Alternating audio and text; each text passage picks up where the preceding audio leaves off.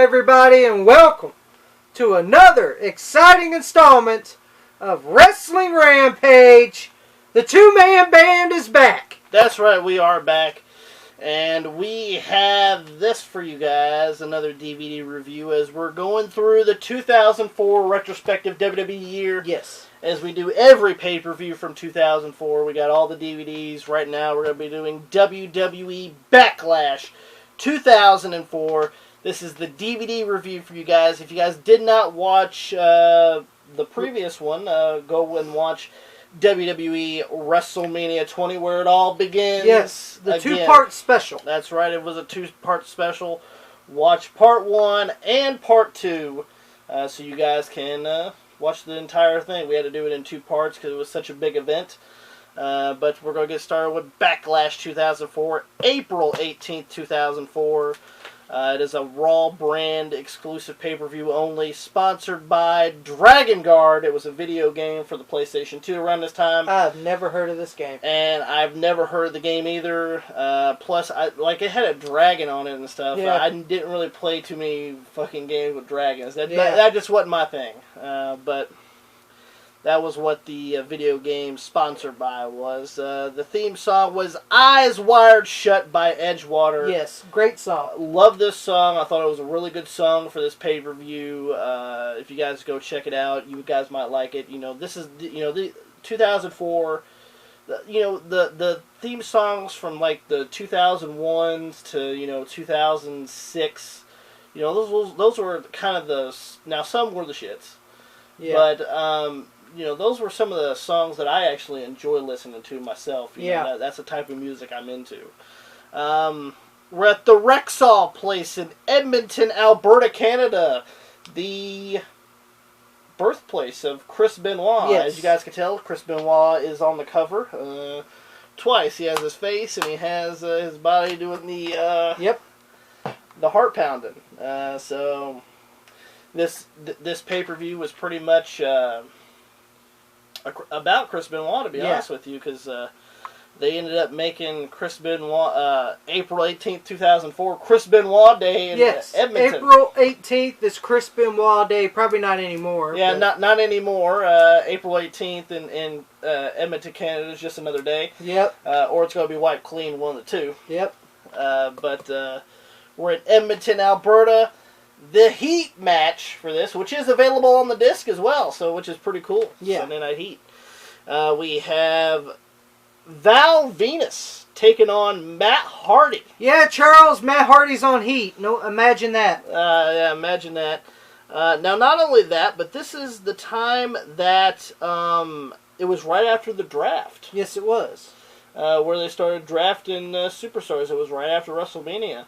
You've seen some of the SmackDown stars go to Raw. You've seen some of the Raw stars go to SmackDown. Yeah. So, Matt Hardy came from SmackDown. To Raw. And, Val Venus was on Raw anyway. Yeah, he was already on Raw. Of course, no one wanted Val. Yeah, nobody wanted Val in the first place. But,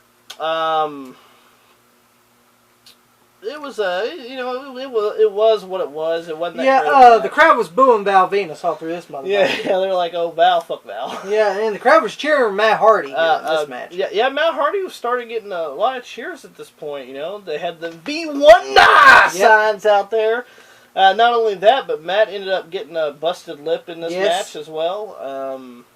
But Matt Hardy ends up getting on to the second turnbuckle with Val's, trying to do the super twist of fate, I guess is what they want to call it, off the rope. Yeah, Matt Hardy was trying to get Val in the twist of fate off the top, but Val Venus pushes him off, and Matt Hardy goes face first on the canvas. On the canvas, Val Venus does the money shot to Matt Hardy. 1, 2, 3.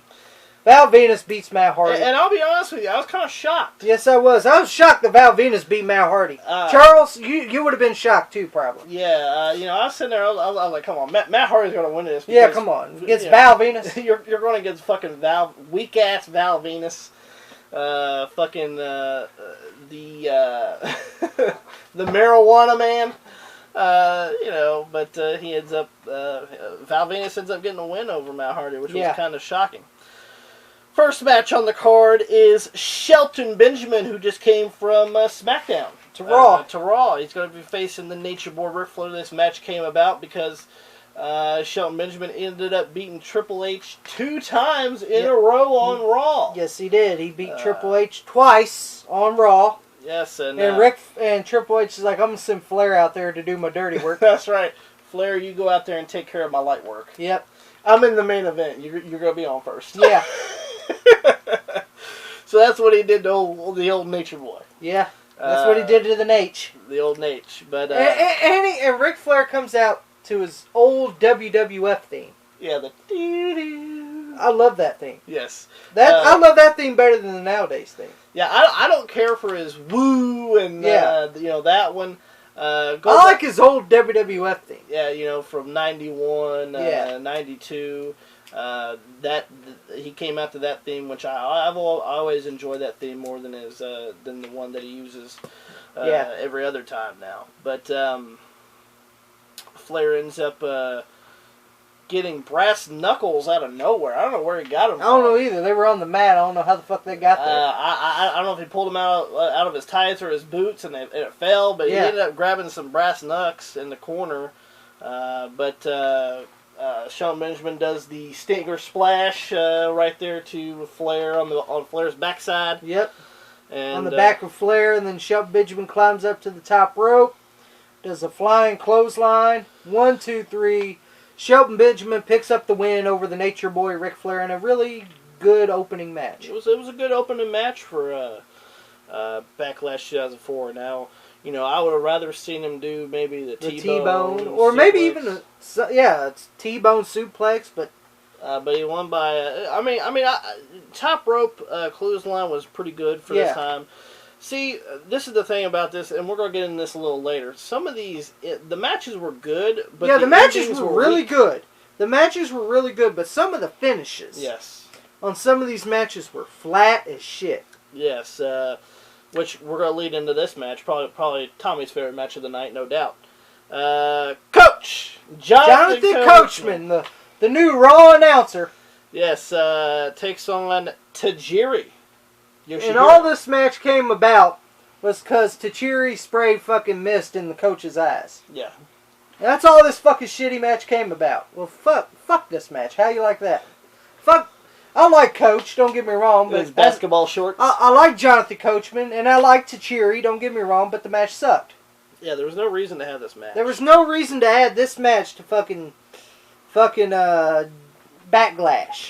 It wasn't Backlash material. It wasn't Backlash material. And then, I like Coach's shirt. Yeah. I'm the coach, that's why. Yep. But he ends up getting in the tarantula. Yeah, Tajiri gets Jonathan Coachman in the tarantula, and of course he had to let go because of the 5 count.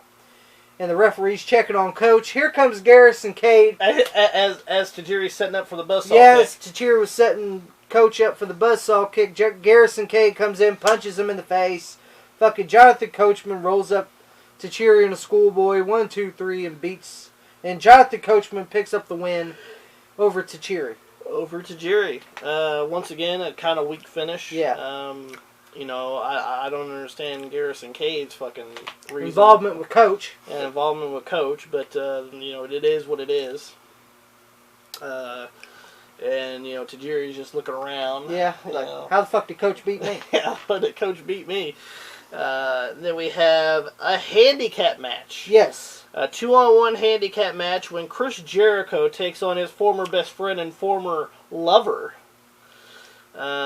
Christian and Trish Stratus. This came about from the bet from before WrestleMania 20 for the Canadian dollar. Yes, and it also came about WrestleMania 20 where Trish Stratus slaps Chris Jericho 3 times. Hard slaps, by the way.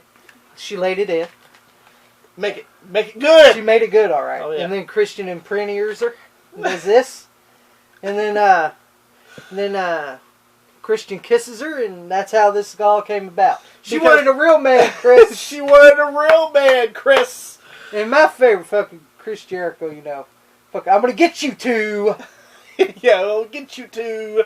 And he calls her a bottom-feeding trash bag hoe. Yeah, and calls Christian the creepy little bastard. The creepy little bastard, and Trish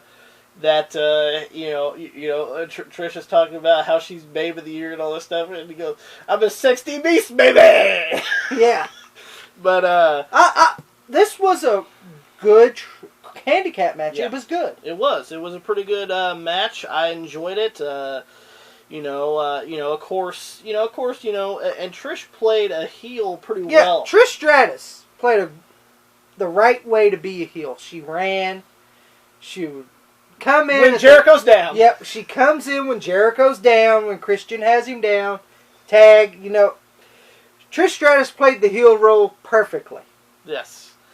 And to be honest, and Trish was a babyface before all this. Yeah. And she switched heel, and let me tell you, I loved her even as a heel. I loved her either way, to be honest. Either way, doesn't really matter. Because Trish is hot. She's my MILF now. But Christian ends up attempts the Imperator. Yep, and Chris Jericho reverses it into the Walls of Jericho, but Christian fights the Walls of Jericho, so Chris Jericho slingshots Christian into Trish. Right in the corner. Yep, and Chris Jericho does the running ensiguri. 1, 2, 3, beats Christian, another flat finish. Yeah, a running ensiguri. Running ensiguri. Couldn't beat him with the Walls of Jericho. You couldn't beat him. Hell, you couldn't even beat him with it. The lion salt. Yeah, you couldn't beat him with that.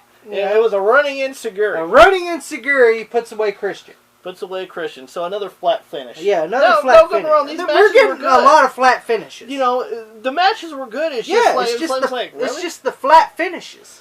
Yeah, it at least ended off with a good note. Shit, a fucking run in Seguri. Shit, Tajiri was doing those. Yeah. It was like, whatever. But then we have a little special feature about, Chris Benoit being back home in Edmonton. Yeah. And going to the first place he had his first wrestling match. Going to the schools. Pretty much like the first interviews for the Hard Knocks Chris Benoit story.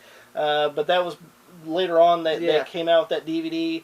Some of the interviews from that, what they showed during this pay-per-view, and then showed about how he's in Edmonton and how they announced today to be Chris Benoit Day. Well, it ain't April 18th ain't Chris Benoit Day no more. No, it's not. And shows Chris Benoit's family and friends, and they talk about Chris Benoit for a little bit, and then we get into the WWE Women's Championship match between Victoria and Lita. Yes, and Victoria's the women's champion. She retained her women's championship at WrestleMania 20 over Molly Holly. Shaved her bald. Yes, shaved her bald. And this match is a rocket buster. It was. Because you got a great talent in Lita, and you got a great talent in Victoria. And they put on a really good women's championship match. But it was just another flat finish. Lita ends up attempting to go for a DDT. Victoria reverses it into a backslide. And then Lita kind of lifts Victoria over off the black slide. And Victoria does a small package, 1, 2, 3, and that beats Lita. I was like, can you at least take a widow's peak or fuck? You could have taken that side slam for all I care. Give me something. You could have taken the standing moonsault while Victoria jiggles that ass. I would have no problem with that either. I love that. I love that. Pops loves that movie. Oh yeah, Pops loves it. You could at least taken that. But no. Just a small package on Lita. 1, 2, 3. Another flat finish. Yeah. And then Molly Holly and Gail Kim comes in right after. With the wig with the chin strap. Yeah, Molly Holly with the blonde wig and a chin strap. And here comes boring Gail Kim. I still think Gail Kim sucks. Even though a lot of people think she's awesome. I mean, I thought she was decent. It's just, I don't think she was as good as everybody thought she that's was. me. I don't think she's as good as everyone thinks she is. And, they come in and beat up Victoria and Lita. And then they leave. And I was just like, okay. Okay, let's go to the next one, please. And then we go, honestly, the match of the night, in my opinion. No doubt about it.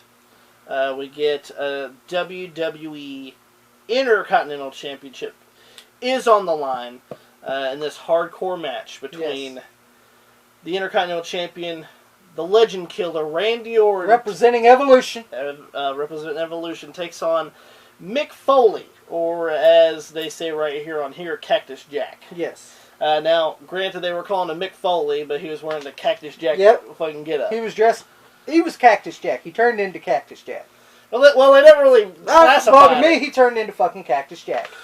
But, he ends up, bringing out Barbie. Yep. The barbed wire baseball bat, Louisville Slugger. Louisville Slugger. And Randy Orton brought out this, 2x4 little boy. Yeah. Thing wrapped around it and just throws it. Yeah, he just throws that motherfucker out of the way. What the fuck you need that for? The match was phenomenal. This match... And this was number 1 on our best Backlash matches. Yes. Number 1. The visual of Mick grabbing the barbed wire baseball bat and sticking it on Randy Orton's head as the blood's flowing down and Orton's screaming. Yep. And fucking Mick Foley rips off Randy Orton's Evolution shirt. Yeah. And then Mick Foley goes on the outside and gets a gas jug. Yeah, he gets a lighter. A bottle of gasoline. Yep. And he got a fucking one of those goddamn grill lighters. Yep. And he was about to light it, and Bischoff goes, "Oh, if you do that, this match is over, and these people... The fire marshal's going to shut us down!" Yeah, and so Mick Foley says, "Fuck it, I'll just throw it away. I'll just continue beating his ass." We're just going to continue beating his ass. Then Mick gets the plank. Yep. With wrapped the in 2x4, wrapped in barbed wire. It was like a fucking wooden plank, and it had barbed wire wrapped around. He brings that in. Gets body slammed on it. Fucking Randy Orton grabs the. He had powder, which was baby powder. Gets it in the eyes of Mick Foley, then body slams him on the plank with barbed wire wrapped around it. And then you see fucking the blood start fucking gushing out of Mick's arm, and then Orton goes in the water box. Yeah. There was a water box there. Yeah. And he grabs a big ass bag of thumbtacks and just starts pouring them down there. Pouring thumbtacks on the mat. About to set Mick Foley, Cactus Jack up for the RKO. Mick Foley counters it. And Randy Orton lands in the barbed wire. Throws in Orton shock, shaking. Yeah, it was one of my favorite visuals of Orton. He's about to go for the RKO. Mick just kind of throws him off, and he lands right in the thumbtacks. And at first, it didn't hurt. And then you see the pain set in, and he goes, and he starts going into fucking shock because, there's like fucking... 1,000 thumbtacks in him. Yeah. A bunch of thumbtacks in him, in his back and his ass, and his arms. In his arms and shit. He starts fucking shaking, and blood starts coming out everywhere. Great visual. Orton gets, they start, Orton says, "Fuck this," and he starts leaving. Cactus Jack gets him from the back, throws him off the stage. Yeah, throws him off the stage, and then the referee's like, "Come on, that's enough," and he hits Jack down and another referee. Yeah. And then he does the elbow drop from top of the stage onto the floor. On top of this, like a little wooden little stage thing on the side. Great thing, and then they end up going into the ring after that. Randy Orton ends up doing the RKO, trying to get a pinfall. But Cactus Jack kicks out, and then Randy Orton gets him in the RKO again. RKO and Cactus Jack on the barbed wire baseball bat. 1, 2, 3. Randy Orton beats Cactus Jack and retains the Intercontinental title. That's right, and as Batista and Ric Flair come out, and you see Ric Flair start picking the thumbtacks off his back, but they start carrying him to the back. You see, this made Randy Orton a player. A major player. A major player. He just that match with Cactus Jack made people take notice of Randy Orton. Yeah, this guy could be a major star. Yeah. And I felt that way about this I did too. I felt that way about Randy Orton after that match with Cactus Jack for the Intercontinental Championship. That I was like, sooner or later, I didn't know when, but sooner or later he's going to be a main event player. And then we found out it's going to be sooner. Yeah. Here in 2004. Mick's just sitting there with the blood coming down, and that's pretty much the end of that match. And then, so no doubt. Now, granted, this was a better finish than most of these matches so far. Besides the only one I've seen a finish on, besides this one, so far, Shelton Benjamin, Ric Flair. Shelton Benjamin, Ric Flair With a time roll clothesline. Yeah, at least that was acceptable. Then we have, and then we got something to quiet down the crowd here after a great match between Cactus Jack versus Randy Orton. We get, and there's no empty seat. There's some empty seats here. Yes. The Hurricane and Rosie versus La Resistance. And this is for a #1 contendership for the tag team title match. We have La Resistance, Rob Conway, and Sylvain Grenier takes on Hurricane and Rosie. Yes, and this match sucked. You seen empty seats, too. Yeah, you seen empty seats, and the crowd wasn't into this match, and I wasn't either.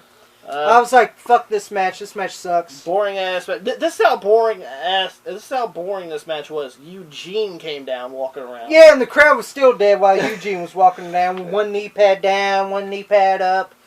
He's just walking around the ring, and then he fucking messes with the fucking Canadian flags. Fucking tries to do the hurricane thing, and then he gets in the ring, does crisscrosses, and then fucking Hurricane looks at him like, what the fuck you doing here? Yeah, then does the fucking Eye of the Hurricane on Rob Conway. 1, 2, 3. The Hurricane and Rosie beat La Resistance. And William Regal trying to get Eugene back, and of course he tries to run back in the ring, and Eugene grabs him. William Regal grabs Eugene. And so nobody really cared about that match. So Hurricane Rosie gets the #1 contendership for the tag team championship. Yeah, like they're going to beat Ric Flair and Batista. But, and then we have this match between Edge and Kane. This all came about when Edge finally made his return. Yeah, he was drafted. He was from SmackDown, got drafted to Raw. He comes back after a 13th month absence, comes in, spears Eric Bischoff. Eric Bischoff's pissed off, so he's like, I'm going to give you a match with Kane. Yes. Fucking like it, bitch. And not only that, but Edge ends up breaking his hand during training. So, he came back from the fucking neck injury. Yeah, now he has a fucking broken hand. Now he has a fucking broken hand, so he has the red cast on. Yep. And the rule is if he gets caught using that cast, he'll be suspended for another month. I was like, well, make it another 14 months probably. So Edge takes on Kane. This match was okay. Yeah, it wasn't one of the best matches in the world. But you know what? There's one thing I can say. At least it had a real finish. It did have a real finish. Edge was setting Kane up for the spear. Edge got out of the. Edge is setting up Kane for the spear. Kane moves out of the way, and the referee rolls out of the ring because he didn't want to get speared. Yeah, because they were right in the corner. Yeah, and Kane sets up Edge for the choke slam. Edge low blows Kane, hits him with the cast while the referee's still outside. Spear, 1, 2, 3. Edge beats Kane. You see Jerry Lawler. You should suspend that man. Yeah, but the referee didn't see it. So Edge got away scot-free with using the cast. And Edge picks up the win over Kane. Finally, another real finish. Granted, after a couple flat finishes. That's the way this fucking Backlash is. And then we get to the main event of the evening. It's the final encounter. Yes, the final encounter. WrestleMania 20 rematch. Triple threat match for the World Heavyweight Championship. Shawn Michaels versus Triple H versus the reigning and defending World Heavyweight Champion, hometown hero Chris Benoit. Not only that, but you see Nancy, Daniel,